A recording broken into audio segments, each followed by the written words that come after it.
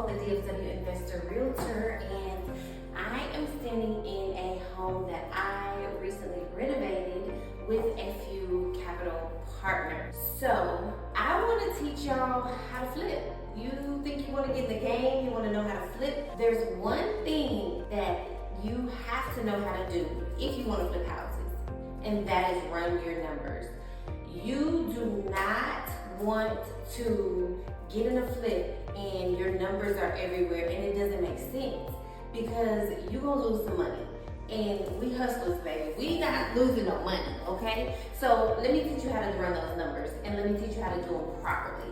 Okay, so first things first, when you are getting into the real estate business, you need to know your market. So know your market. Where are people buying? What do they want to buy? What are they looking for? Know your market top to bottom. Know the average days on the market. Know the average sale price in that zip code you're in, or zip codes you're looking in. If you know there's an area that is up and coming, make sure you know that market. Okay, so you found a house that you feel like is going to be a good deal because it's in a neighborhood that is great, has great amenities, it's up and coming, but the house is the ugly house on the block. So you found that house at what you feel is a great price compared to the other houses that are selling in the area. First thing you need to determine is your ARV. That is your after repair value. Your after repair value will let you know approximately how much you'll be able to fix your house up for after it sells. So you get your ARV, your after repair value, by running comps.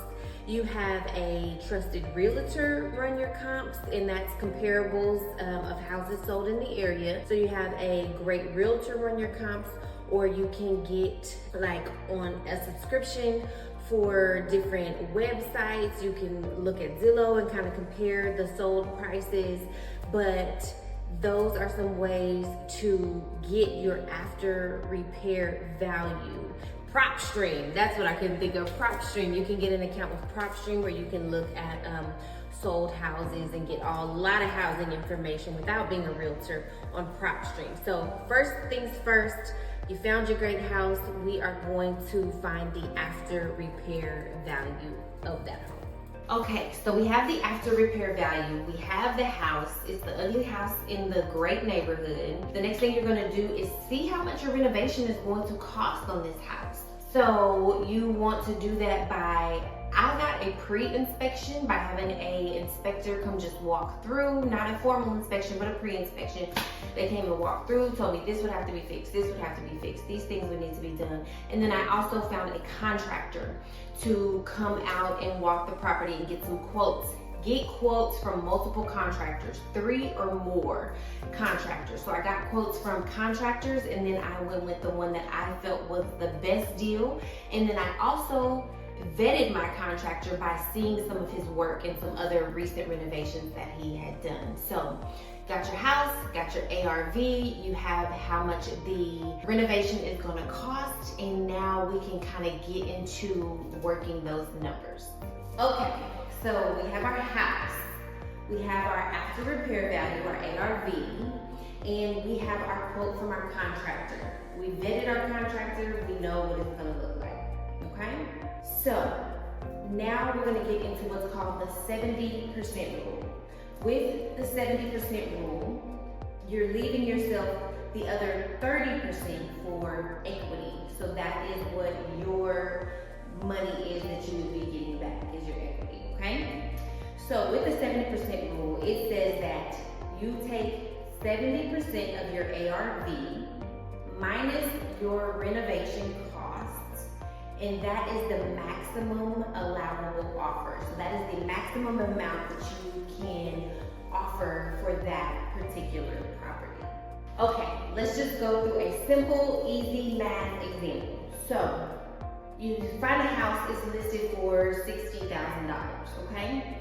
Let's say that the after repair value is $150,000. You take that $150,000, which is the after repair value, the ARV is $150,000. You take that times the 0.7, which gives you your 70% of $105,000. So ARV, 150,000 times your 70%, which gives you $105,000. You subtract now your renovation costs. So let's say your contractor, he gave you a quote for $30,000. So you take that $105,000 minus the $30,000, and now you have $75,000 is your maximum allowable offer, your MAO, $75,000. So that's the maximum amount that you would pay for that property so that you can still have that 30% equity included. So just to go over it again, $150,000 is your ARV, your after repair value. Multiply that by 0.7 or by 70%, same thing, and you get $105,000. And then you subtract your renovation costs from that, which is $30,000, and that gives you a maximum allowable offer of $75,000. Remember, the house is listed for $60,000, and if our maximum is $70,000, then that works out to give us enough equity. Now, do we offer them the $75,000? No, because they're only asking for $60,000. So we offer them still the $60,000 or less because we like a little, give us a little more cushion. So that is what we would offer.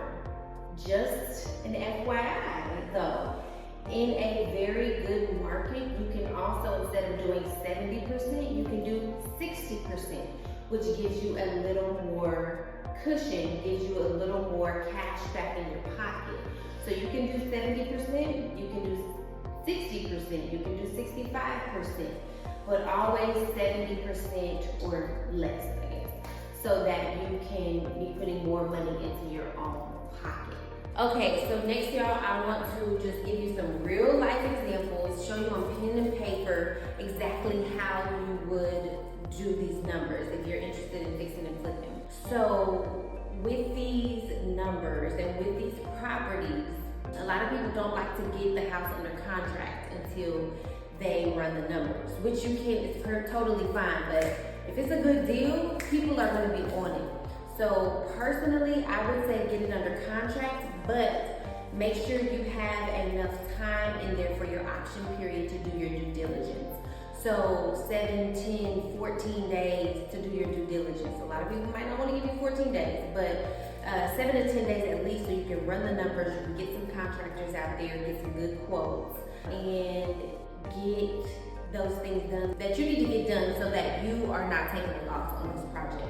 Because real estate is an excellent way to build generational wealth. It's an excellent way to make money, but it's also one of the easiest ways to lose money too. So you want to make sure you're doing it properly from the very beginning, because we not losing no money because we hustlers out here, okay?